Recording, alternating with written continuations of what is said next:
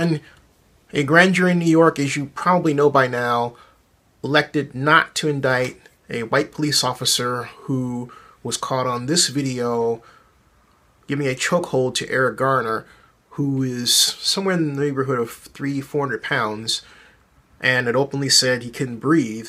But they were trying to arrest him not because he was been caught trying to assault anyone or anything of a violent crime, but for an alleged petty theft crime of trying to sell cigarettes on the street, which really defies just reasonable, logical, moral standards that these police officers would go to that much effort over some alleged crime which could easily been turned around and by their joking, hey, we'll buy some cigarettes from you, we know you're out of work, maybe we can help you. Which leads to my point.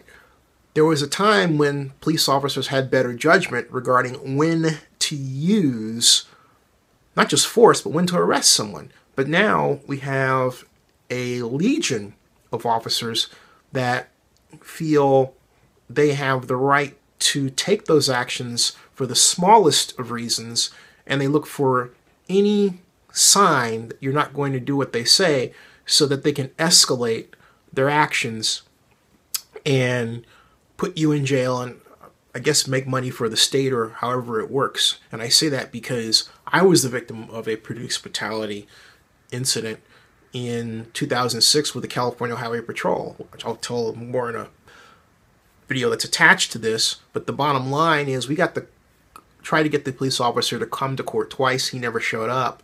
And all because basically, as I was already handcuffed like this with DUI, and actually I went to this guy for help. That's the irony. I went to the highway patrol officer for help. But at any rate, what happened was that I had my hands over my head. He was already handcuffing me, and I started to cry, you know. And he goes, "Oh, you're going to do that?" Next thing I know, he body slammed me on the hood of his car. I kid you not. And I had this out-of-body experience, thinking this isn't happening. So then I thought, okay, because he said I was over the limit. Another reading said I wasn't. But the bottom line is I thought, okay, 4 hours, I'll be out.